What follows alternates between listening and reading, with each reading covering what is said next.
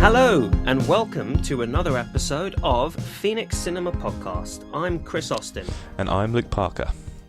And this is a podcast where we talk about what screens at the historic and independent Phoenix Cinema in London. And today we are discussing Rian Johnson's new film and the third in the Knives Out trilogy, Wake Up, Dead Man. Rian Johnson's 2025 mystery drops us into the suffocating gothic atmosphere of a remote upstate New York parish, presided over by the fanatical Monsignor Jefferson Wicks. At the centre is Father Judd Duplessis, a former boxer with a shattered past who is using the priesthood as a final desperate cage for his inner demons. This isn't a sanctuary, it's a psychological minefield where faith has been weaponized into a cult of personality. The tension snaps when Wicks is found murdered in a ritualistic, impossible locked room crime during the height of Holy Week. As the community spirals into a religious frenzy and the local authorities look for a scapegoat, Benoit Blanc arrives to navigate a labyrinth of ancient grudges and modern greed.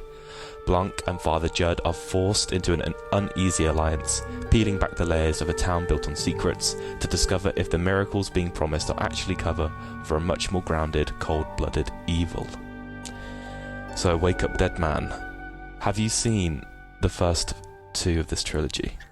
Oh, yeah, I have, yeah. You haven't, right? I haven't, yeah. And when we decided to do this film, I was kind of debating whether to watch the first two first. And maybe I should have done, but I didn't. And maybe it would be interesting to see kind of how this felt as like an introduction into the series, as opposed to you, who has seen both of them already.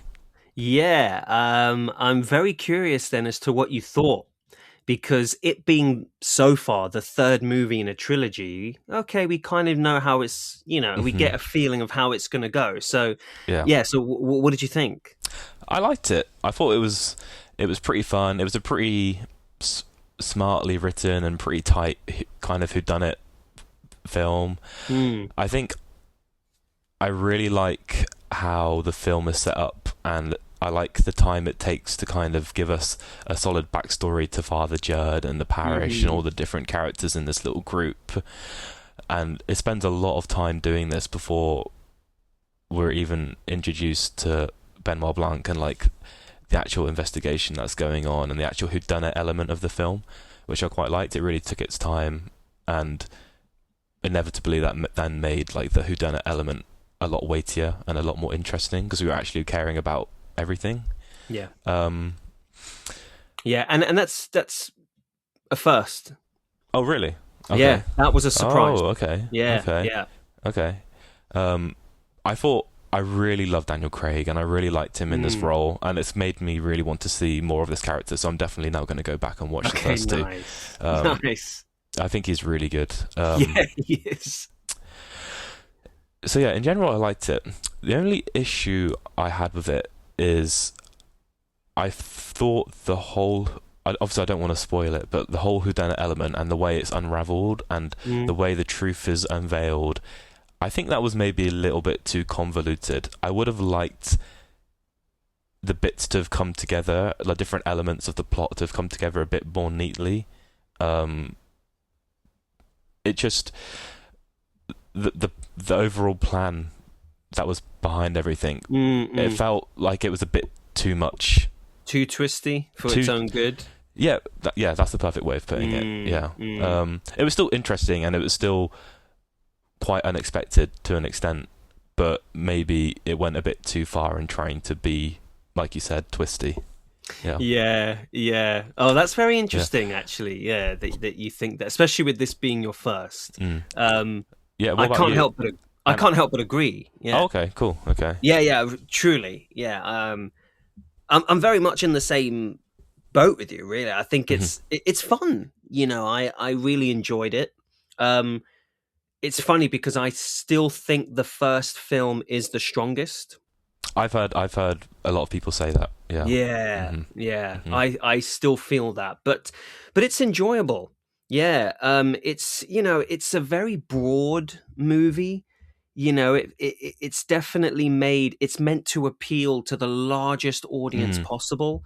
So while that means it's a smart and clever whodunit mystery, it's also not subtle Yeah. at all, you Yeah. know? The best example of that is actually what I mean by that is when Josh O'Connor's character is descending these stairs into a basement with Daniel Craig's Benoit Blanc, and he goes, "Ugh," and he immediately covers his nose and mouth. Then he says, "What's that smell?" Which couldn't be a more unnecessary I line. see. Okay. Right? Yeah. But the movie feels like it has to spell it out for you. Mm-hmm. So little moments like that, I go, okay, you know, but Yeah. it's okay. It doesn't detract from how fun, the whole central conceit and premise is. Yeah. So And I'm under the impression from like what have seen in terms of like trailers and clips from the first film, well, especially the first one, is that it's very contained and like it's very much like most of the film's just this room of characters, like kind of more like a traditional Murder She Wrote kind of whodunit kind of thing. Whereas this wasn't really like that at all. There wasn't really many moments where it was all the different suspects sat in a room together and then like playing it out that way. That's true, actually. Yeah, no, that's true. I think from if memory serves, the first two are very much like that. They don't all primarily take place in one location. There's lots of movement, but yeah, the first film is very much the big mansion, where there's a murder in there, everyone gets together, and then the second one is absolutely because it's like an off island external location where there's nowhere else to go. Yeah, so it's one of those things. But yeah, actually, you're right. This does actually feel there's slight differences here with how he's trying to upend Rian Johnson, your expectations. And I think it's quite clever considering he's assuming he didn't know Luke was going to be watching this for the first time, but he's assuming that you know the deal and that you've seen the other two going in. So the way they tweak it is just like you said. Yeah, I mean, Daniel Craig enters almost half an hour, 20, 25 minutes into this movie, and you're like, wow, to the point where I was surprised by how much Josh O'Connor is very much the lead actor here, right? You naturally assume it's going to be Craig, but I felt like O'Connor's very much leading things. Yeah, definitely. Yeah. I think just in general, I was expecting something like more claustrophobic. It played out a lot more like a traditional detective thriller than what I had expected as a whodunit. I see what you mean. Yeah, I see what you mean. Oh, that's interesting. Yeah. And it's, I don't know if you're familiar with his TV series Poker Face. No, I'm not. Very good. I highly recommend it. I very much see these films now as an extension of that, because Poker Face is basically another whodunit mystery show. Yeah. Okay. And it's a whodunit from episode to episode, but told with the same panache and style as this film series. Yeah. And with that, you've got Natasha Lyonne as the lead, character that anchors each story. Okay. So it's very weird. So once you start diving into all of that, they really become this like wider extended universe. And honestly, I would not be surprised if we get a Knives Out movie that throws Natasha Lyonne into it alongside Benoit, and it becomes this Poker Face Knives Out. Yeah, that'd be cool. Mashup. That'd be very cool. That'd be really cool. Yeah. What did you think of the whole cast here? Because it's a big ensemble. That's a massive ensemble. Let's see. I'm just having a look now. So obviously we've spoken about Daniel Craig. I thought he was great. I loved the character. I really liked Josh Brolin's character, although I think maybe I really understand what they were trying to do with him in terms of like, it's not about the religion really, it's about this cult of personality and like these kind of right-wing views. But I feel like they maybe were a bit too on the nose with it when it got to kind of you had this YouTuber following him around, and you kind of saw these YouTube videos that were being uploaded of him, and this is kind of maybe back to what you were saying earlier, where it's like it's not subtle and it's very digestible what it's trying to say. But nevertheless, like, Josh Brolin was really good, and his character was a little bit scary, to be honest. Yeah, he's a force, man. I mean, Brolin is a force, honestly. Anytime, any movie he's in, anytime he's on screen, he dominates, right? Yeah. He really dominates, especially with Joshua Connor's character kind of taking on this, maybe feeble's a bit of an extreme word, but he has kind of this nervousness or like shyness around him, which really allows Brolin's character to really, really dominate whenever they're together. Who stood out for you? Anyone in particular? Well, Josh O'Connor, actually. You know, he's a massive up and comer, right? He's popping now. He's everywhere. He's great in the lead role. It's actually impressive because in a stacked cast and alongside actors with decades more experience than him, I thought he more than holds his own. Yeah, I agree with that. Yeah. Yeah. And I think the thing is with these Knives Out films, clearly the blueprint for every one of them is to fill it with as many star names as possible and make it a massive ensemble. I think that's fine. The problem with it is that inevitably one or two or more will be shortchanged. And I think that definitely happens here. I mean, I think Kaylee Spaney and Kerry Washington, even Andrew Scott, feel a little underutilized. I think they're definitely underutilized, and maybe this is where it fails as a whodunit, is because at least in my view of what a whodunit is that you have this ensemble of suspects, and for most of the film, you're really trying to peel away, like, whodunit, obviously. But there's kind of like a balance of uncertainty amongst them all. Like, it could be, at certain points, you stand back and think, well, it could be any of these characters. Yeah.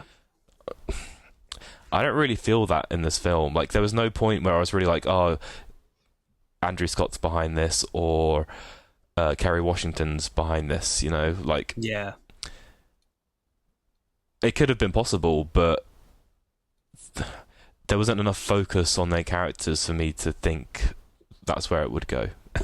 That's it. In a way, especially when you look back on the movie, and actually, like I just told you, Carrie Ann's watching it now, so I got to sort of see the beginning of it again. Yeah. And it kind of tips its hand a little. Yeah, exactly to what you're saying in terms of the focus. Who's getting the focus? Yeah. So right. Did you ever at any point, obviously without giving it away, did you ever go, I think I know who this is? To be honest, not really. I didn't say to myself, I know who this is, but I said to myself, I know who it isn't. Oh, gotcha. Okay. Out of like the group of, maybe there was like 6 or 7 of them, there was probably like 3 or 4 of them where I was like, nah, like the way the film is moving, like it's almost definitely not them. But right.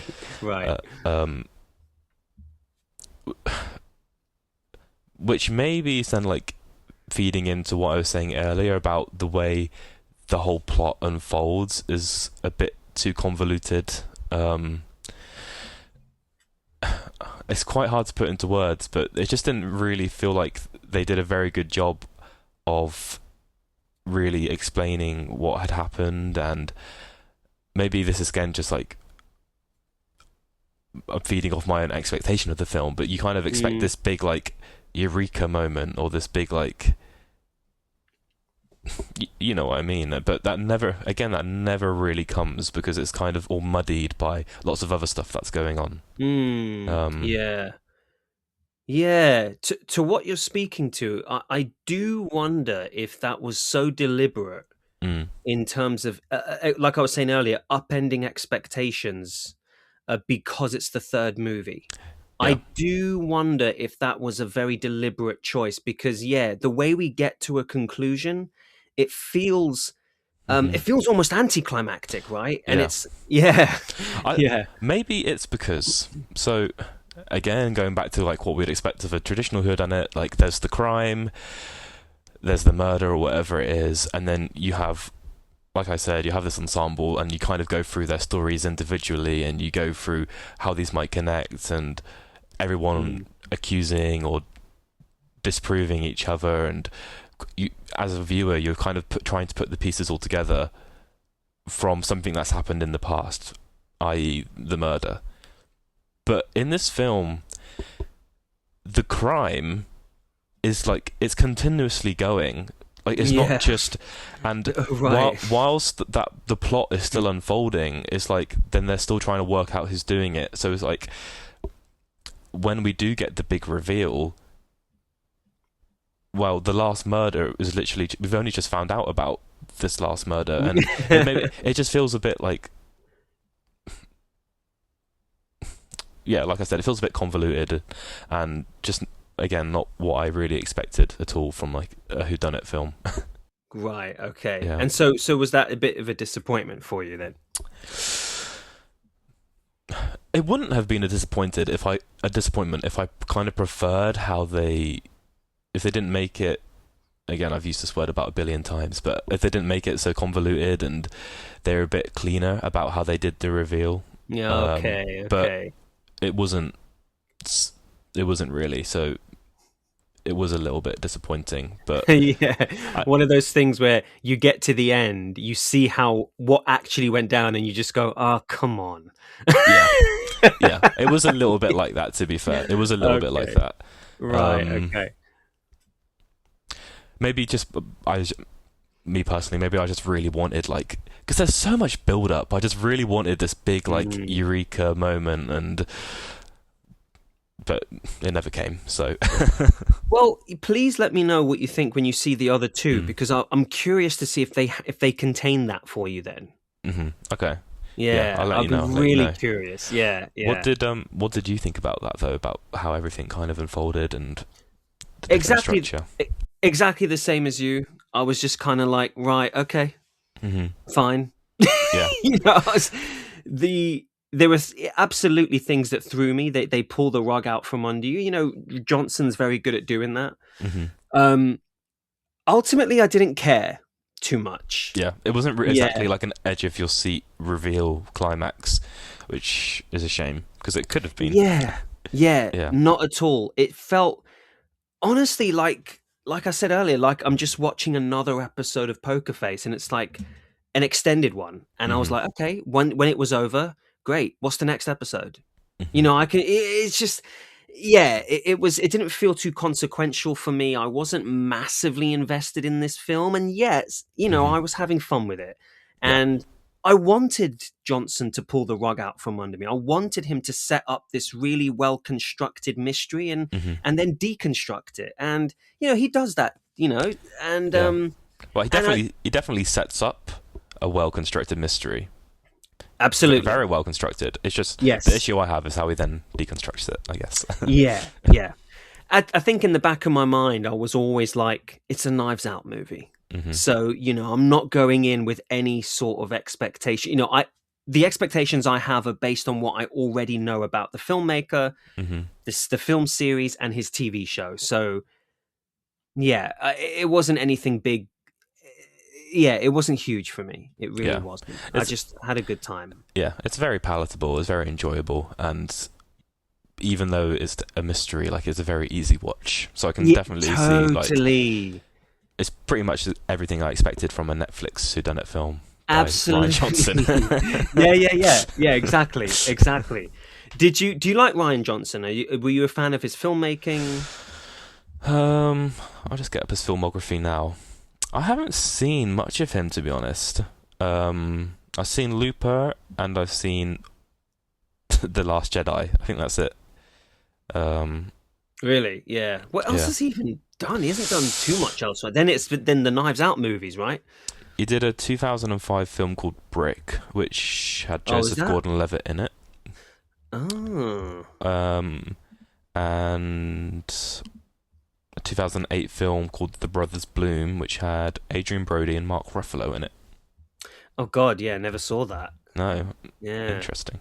Looper was like his big announcement film, wasn't it? Yeah, and I can't remember anything about it. I remember, yeah, me too, really. I only remember a few things. I actually saw it when I was in New York. A bunch of us after like class, acting school, we went to go and watch it. And Oh, cool. yeah, it was fun. It was a fun sci-fi. I do know that he directed a few episodes of Breaking Bad. Okay.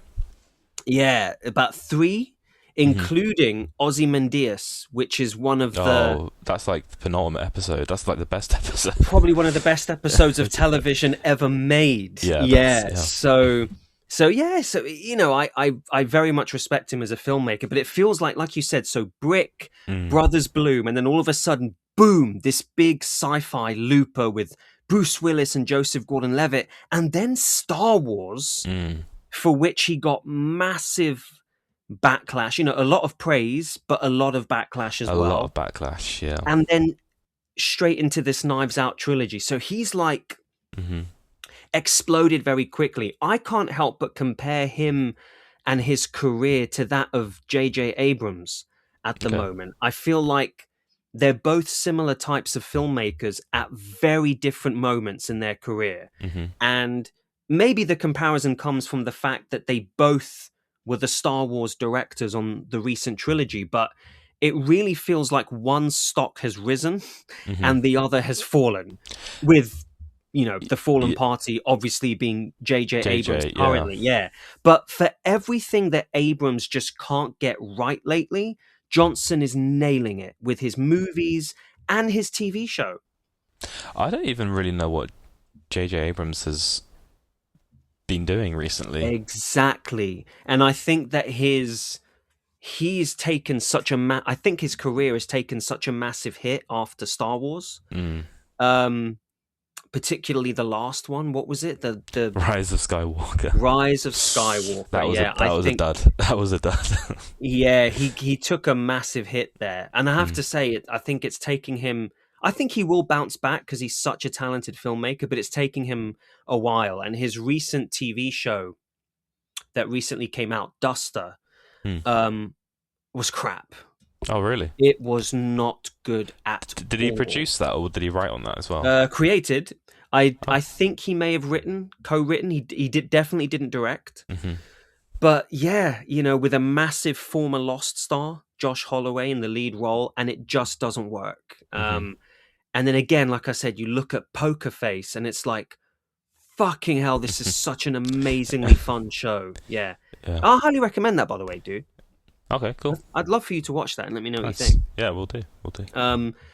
But yeah, I would be very happy for them to continue making these Knives Out movies. I enjoy them, and it's clear that everyone involved is having a great time making it. Daniel Craig more than anyone. I mean, what an amazing next series to go from James Bond to Benoit Blanc. He's having so much fun.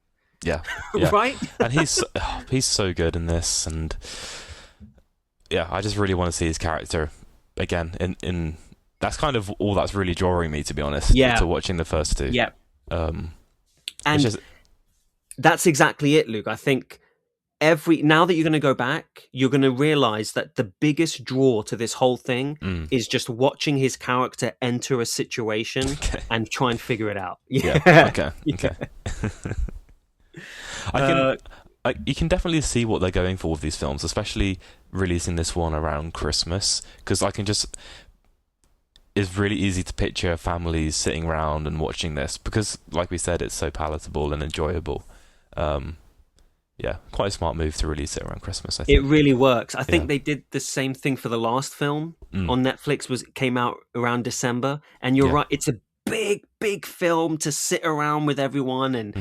And you know what I love? I've noticed this over this last week is when you've got the Christmas tree lights on, depending on where your TV is positioned in the room, when the lights of the Christmas tree are reflected in the screen, everything looks so much nicer and brighter. It gives everything a sparkle. See, I'm a bit of a Scrooge. If if that happens, sometimes I would go and turn the Christmas tree lights Yeah. off. Yeah. Usually, dude, I'd be with you. Yeah, I'm a stickler for that. Yeah. Cool. Should we do pairings? Yeah, let's do it. All right. Do you Shall wanna I go first? go? Yeah, go for it. So the first thing I had in my head to pair this with was the movie The Thin Man. Did you ever see that? The Thin Man? Yeah. No. 1934. Cool. It's based on a novel by Dashiell Hammett. So it's about a retired private detective and his wife Nora. So they're played by William Powell and Myrna Loy.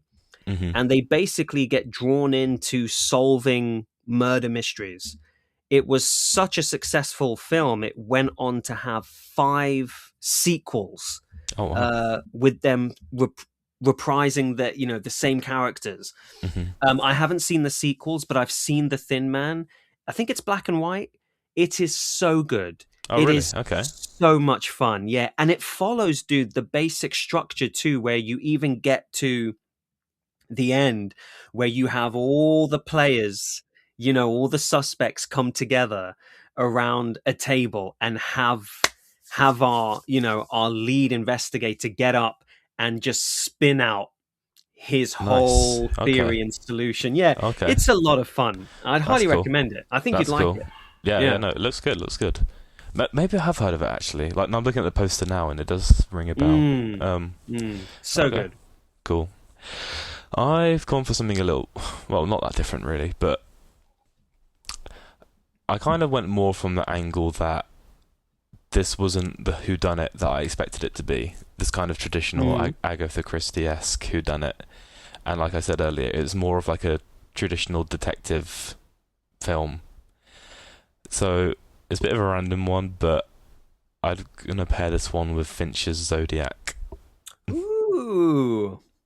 Just like, I think the parallels are pretty obvious, but it's not, Zodiac's not really structured like a whodunit at all. It's obviously more of like just a mystery or thriller. But yeah, I thought they're both, well, Zodiac especially is in a bloody amazing film, but I thought it'd be cool to see side by side.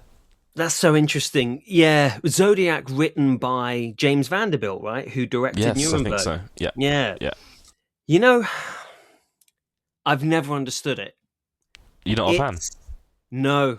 Interesting. Okay. It's one of those movies that is so praised by everybody. What a masterpiece it is. And I am so bored while I'm watching it. Really? So, okay. Yeah, I'm yet to have it hit me. I don't know if it ever will. Maybe it will always bounce off of me. I don't know. Maybe you need a rewatch. Maybe, actually. But I remember I tried to rewatch it. Years after the fact. And I did. I watched the whole film and I was like, yeah, it's not. Are you a fan of Seven? No. All right, I'm gonna end the podcast here, guys. Thanks for listening. Yeah. But to be fair, that has also been a long time. But that was a pacing thing for me too. I remember feeling so bored. Okay. Yeah. And yet always going, fucking hell, Fincher's such a master as a filmmaker, right? Mm-hmm. Yeah. Oh, I can't believe that. I know. Not a fan of Seven. I feel like Seven is just universally loved. I thought it was. I don't think I've ever met someone who's seen it and not thought it was fucking amazing. But hello. Hey, first time for everything. There's always one. There's always one. There's got to be. Although saying that the ending is cool.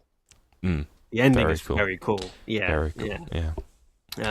Cool. All right. Maybe Awesome. I'll put Zodiac on a list to rewatch and give it. I'll have to just give it another shot at some point then. I think you should. Let's see. Yeah, maybe I'll feel differently. But cool. All right, man. This was great. This was a blast. Thank you. So watch the other two. Yeah. Let me know what you think. Let you know how they are. Yeah. All right. Sounds good. Cool. That's all from us. Luke, I shall see you soon. See you on the next one. Our episodes are edited and composed by Stefan Krieger. Stefan-Krieger.com is where you can find more of his stuff. Like, rate, and subscribe if you like what you hear. That can really help us reach more listeners. Watch this film called Wake Up Dead Man. It's on Netflix right now, as well as the other 2 Knives Out films. So you can watch them on Netflix. Watch it, enjoy it, let us know what you think. We shall see you next time on Phoenix Cinema Podcast. Bye for now.